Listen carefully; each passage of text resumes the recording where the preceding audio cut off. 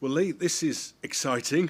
Big smile on your face. And just tell me, you start off with where you are emotionally, apart from anything else, because this is a huge moment. Yeah, it is. I'm excited by it. I think because it's the right thing to do. It's as Ben said, it's not. This has not been an overnight success story. It's been a lot of 12 months of very hard work, and we got there in the end. And I'm excited that we got over the line. We got over the line at 10 o'clock on Wednesday last week. I'll never forget. I think it's great for the future of the club. You know, I think I've given it a huge amount of thought since I've only been here 3 years as chairman, and we needed to bring in new impetus, a fresh look at the future of Walsall Football Club, and I recognised that that's best achieved in partnership with Trivela and not on my own. And that's a big decision, because when you're the chairman of a football club, you feel you're giving something away because you make all the decisions. But we needed a fresh impetus. We needed a new future that looked very different from the past. And so we got into meaningful discussions over the last 12 months. I got more and more convinced it was the right thing to do for the football club. And eventually, as I said last week, we concluded the deal with Trivela. And I'm excited about it because it's the right thing to do. I have no doubt in my mind that what we've done is the right thing to do.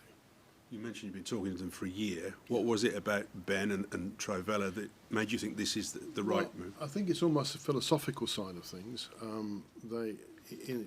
In the sense that they invest in projects that matter to the community, and this football club matters enormously to the community, and so that was very appealing to me. They weren't the only possibility. We could have gone down a different route. I chose to go down this route because of Ben's philosophy about communities and the power of football within the community and releasing it.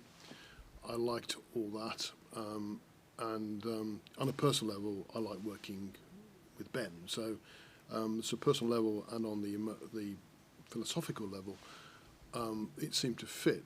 And you won't mind me saying they've also got money. So that's also appealing to a football club, obviously.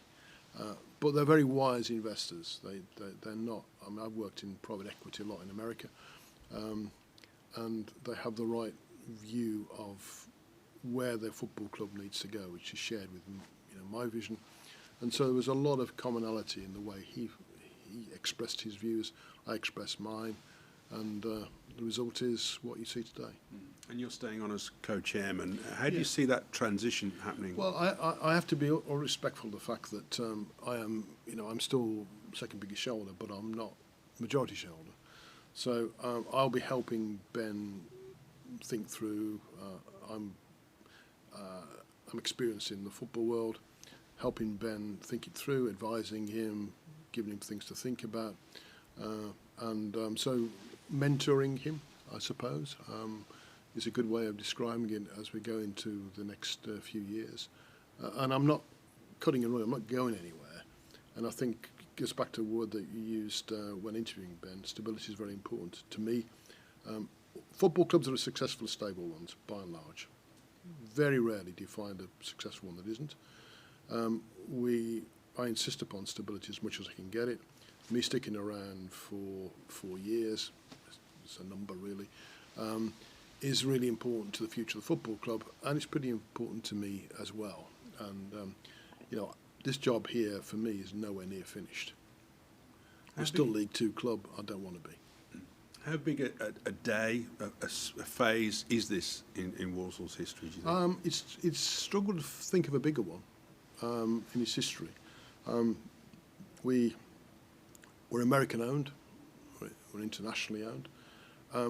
I don't think many people saw that coming. I did. I could see it coming, a couple of 3 years ago. This should have probably happened before now if it wasn't for COVID. You cannot seriously sell a football club with no fans in it. It's delayed the whole process. But as I've said from the day I walked in here and sat in this very room 3 years ago, building on what's been achieved in the past, which is still a lot actually, from the infrastructure in particular, we needed to reunite with our stadium. This was one of the ways of doing it, and it was a very thought out way of doing it, and so that was very attractive to me. I always had plans to do something with the Saddlers Club. Again, this enables me to do that, but in partnership with Trivela and Ben. So I can achieve so much more in partnership with Ben than I could ever achieve on my own. It's just recognising that, and I recognise that fairly early on. And, time will tell, but that's directionally where we're going. Mm-hmm. Just finally then, it sounds like even though it's a period of transition, you're quite invigorated by tomorrow and the week after and the month after. I am, because if I go back to what I said at the beginning, I'm always invigorated when I know what I'm doing is right, or I believe it to be right. And if I had any doubts about what we've done as a football club, that would probably come through, but I don't. I think we need a different sort of future, and this enables me to do it. It enables me to get things done quicker than I can do on my own.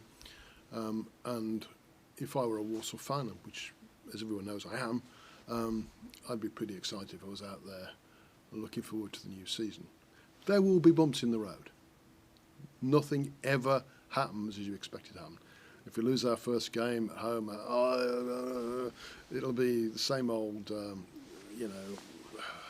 But I decided it was best to carry on, to change the whole way the football club is run. So that was it. I wanted a shift, a seismic shift in Walsall Football Club. This was an opportunity to do it, and we did it.